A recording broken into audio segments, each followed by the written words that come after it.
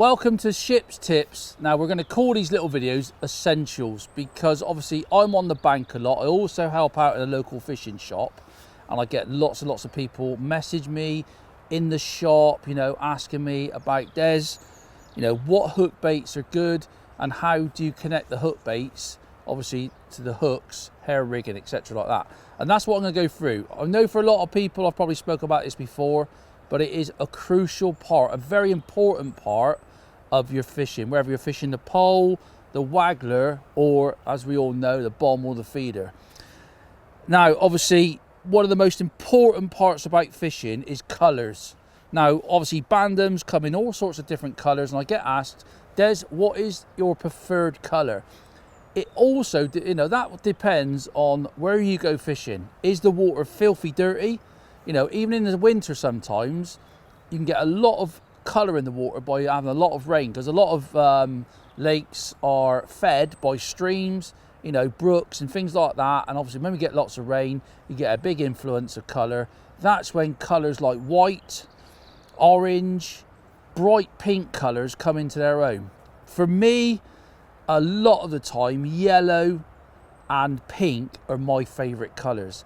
But you need to take a selection because you just don't know from one day to the next what the lakes are going to be like when you get there, unless you know the venue really, really well. That's my EVA tub that I take everywhere, and I've got lots and lots of different sizes as well.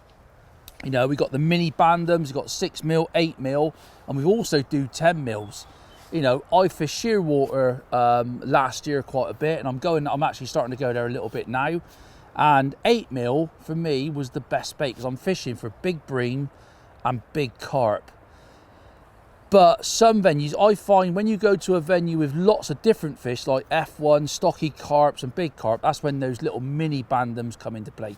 Also, when you go to natural waters now, Tamar for example, amazing how that's transferred over 18 months from all traditional feeder fishing to a lot of method feeder, and that's when those little mini bandems are absolutely deadly. Unless you put one of them on, you put a 6mm on and you already get a bite. You put a mini bandem on and you catch loads of fish, and you're catching skimmers like 6 to 8 ounces and they're on it immediately.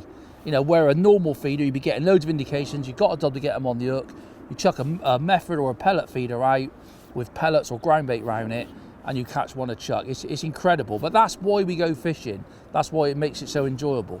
So anyway, I'm going to go through obviously how I connect my bandems on. I've got some corn here as well, just to show you the different ways of doing it. But let's talk about the hook baits first.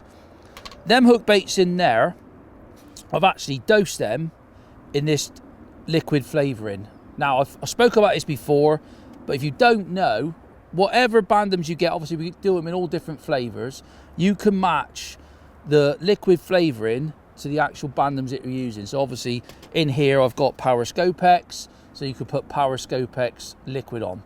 Now I'm going to get a washed out one, which is that one. Now I do this on a lot of my bandems now, because if you want to put a bayonet in instead of a band, this is the best and easiest way of doing it. And all you need to do is get the liquid flavouring. Obviously I've got the washed out bandems, which already smell of washed out already.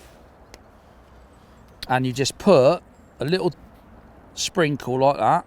You don't have to put tons on. And they don't take that long. If you put the lid back on, give them a bit of a shake. Like that. Obviously they're rock hard at the moment. You could possibly get a bayonet in them, but they'd be quite difficult.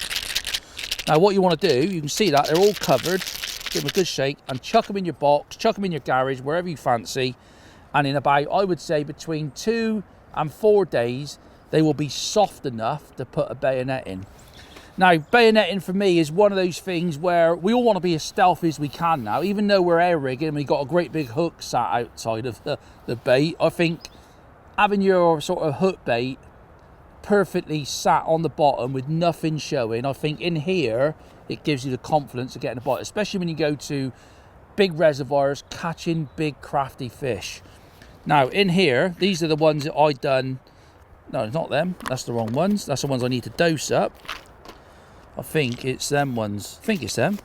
You can tell straight away. Yeah, there you go. So they've gone soft.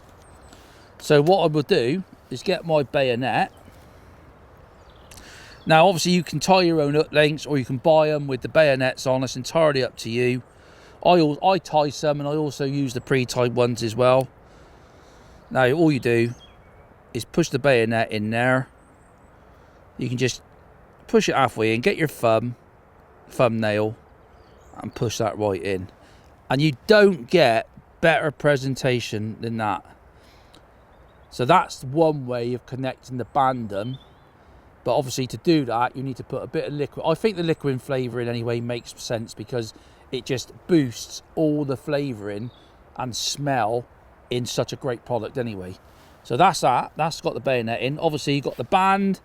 Again, you can buy these pre-tied, or you can tie them at home if you fancy it.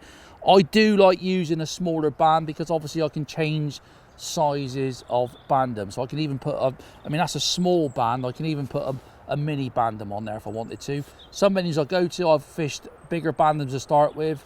I've gone down to a mini bandem, and you get bites immediately. And obviously that's straightforward. You can do it by hand, or you can get a pellet bander, put that on like that, and that's absolutely fine. The nice thing about that is quick, simple, and obviously you can put any size bandem on there, or if you want to, you can change to hard pellets, etc, etc.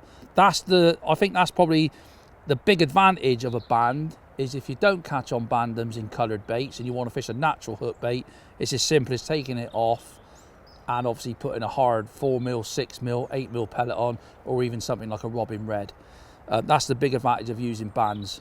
The bayonet for me is basically, there's nothing around it. It's like, you know, we all know how crafty. You know, you only got to look at some of the underwater footage which is out there now. They're proper crafty, some of these fish, especially when you're getting the odd fish come in your peg. You know, when there's a group of fish feeding, they're competing, completely different. I think the competition makes the fish pick it up. And I think what I've seen from underwater footage, if you get 2 fish coming in, you'll see one and they'll have it. And that's what happens in reality, basically. But having that bayonet in there, it's completely concealed, and the hook bait just looks so natural. Even though there's a hook by the side of it, don't worry about that. And then obviously we've got the rapid stop.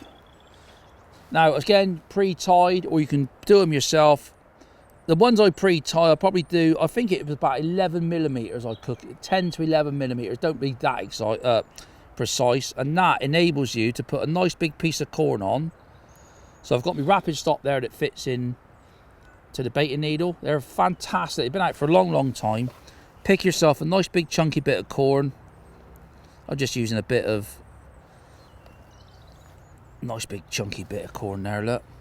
Now you've got the cut off bit of corn there. I always go through that. Keep everything tight. Try and keep that line as straight as you can, because if you have it on an angle, it does cut into the corn a bit. Push that out through the corn like that. Take your needle out, hold the rapid stop, and let the rapid stop come against the corn. And if you tie your air rigs, like I said, around between 10, 12mm, that enables you to put 1 grain of corn on that. You've got that tiny little bit of gap between the bend of the hook to the start of the corn, and it's just a great hook bait. Honestly, you know, putting a piece of corn on is a great bait, whether you're fishing for bream, F1s or carp. But because I have that at 12, sort of between 10 and 12mm, if you want to fish double corn,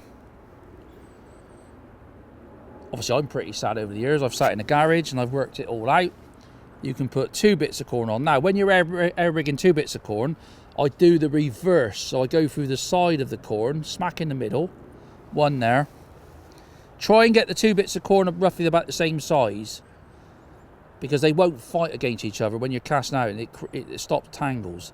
Now I've got 2 bits of corn on there, and you can see now, again, a great bait, whether you're fishing a method, you know, cage feeder, a bomb in the winter.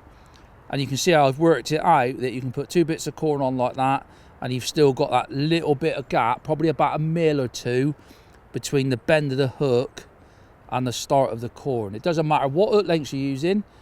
If you're hair rigging, do it like that, and you're going to catch yourself plenty of fish. So great little tips there on the, you know, the different ways of hair rigging bandems, corn. Obviously on the rapid stop you've got bread, you know, a couple of discs of bread on there, 1 up to 3 discs, and that's why your rapid stop is so popular. Yeah, so there you go. I hope that helps. Definitely catch more fish. Hair rigging for carp and bream.